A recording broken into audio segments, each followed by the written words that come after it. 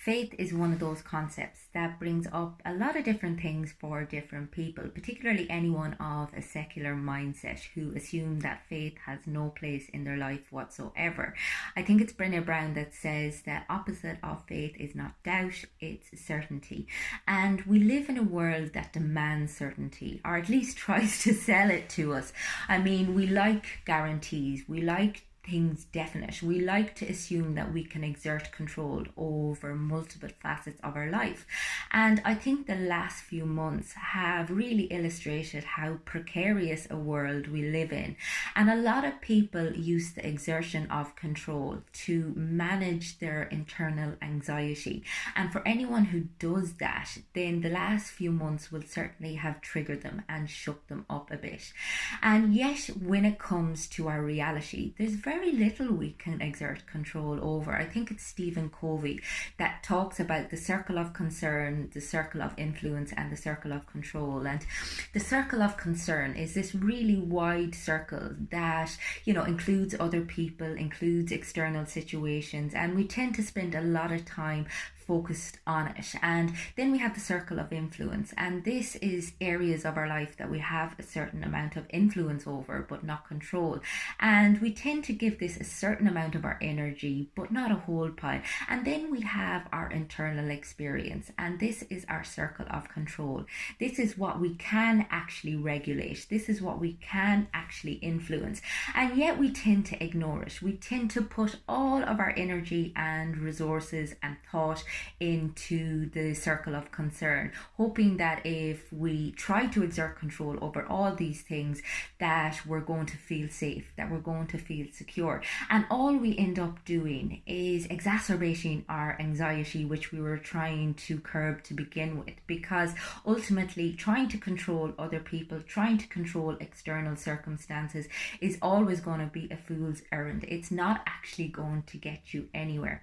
Now, that being said, with your circle of control, you have to also hold on to a little bit of hope and faith, because whilst you have to remain pragmatic and very accepting of your reality, if your reality is a difficult place to be, then if you kind of just see that as your fate, it can leave you in a very a pessimistic mindset, and in order for us to take the appropriate steps to changing our circumstance, we need to believe that things are going to get better.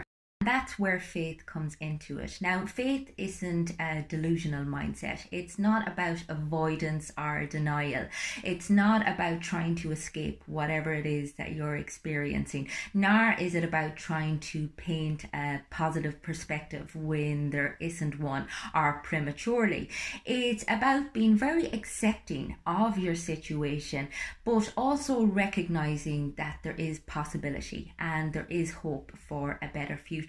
And this can be really challenging for us, because when there's no guarantee and when we don't know what the actual outcome is going to be, it's very hard for us to manifest a reality where that is a possibility.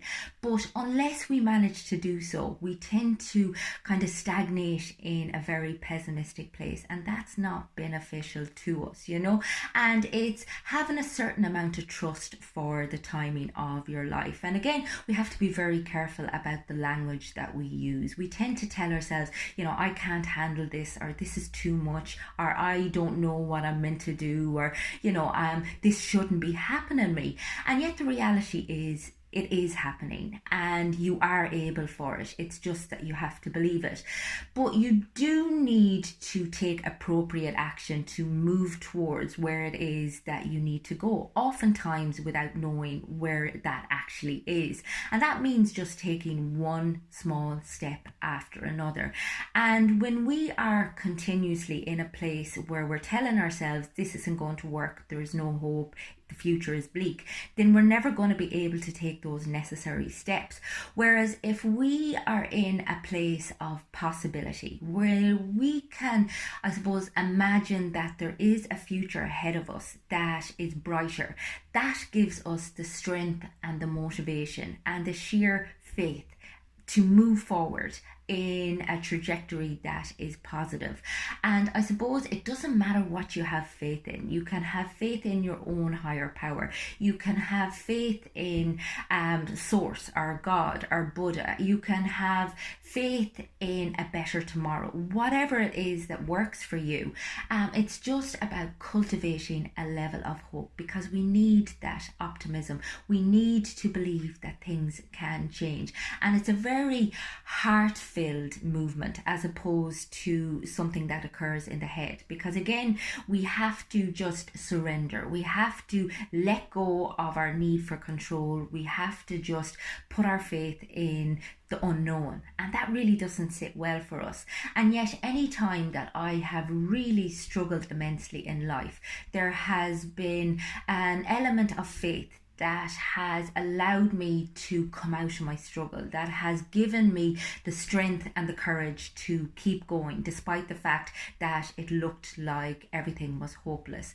And that's why I hold on to faith. And I don't even know what I have faith in. I mean, I tend to dabble between numerous doctrines, and I just kind of take what it is that I feel is relevant to my life. And that's possibly not the best way to go about things. A kind of an eclectic theology, but it's how I roll, so I'm going to stick with it. But it's about just maybe finding what works for you, and being very willing to dip your toe into numerous waters, as opposed to sticking rigidly to any one thing because this is what such and such on Instagram told you would work. And the whole thing of faith is, it is not marketable. It's not something that you can learn on a 3-day course. It's something that you just have to cultivate and manifest inside yourself, like compassion, like being more mindful, like being self-aware. And so many of these concepts have become very commercialized, and the reality is we have the capacity inside of us already to make them part and parcel of our everyday life. We just have to tap into them. We have to believe ourselves capable, and we have to understand that whatever adversity comes our way, we have the capability to go through it and come out the other side a more resilient, a more robust, and more softened person. Because generally when we experience hardship, it gives us the opportunity to open our hearts. It gives us the opportunity to allow people in. It gives us the opportunity to see other people suffering and to become a better person as a result.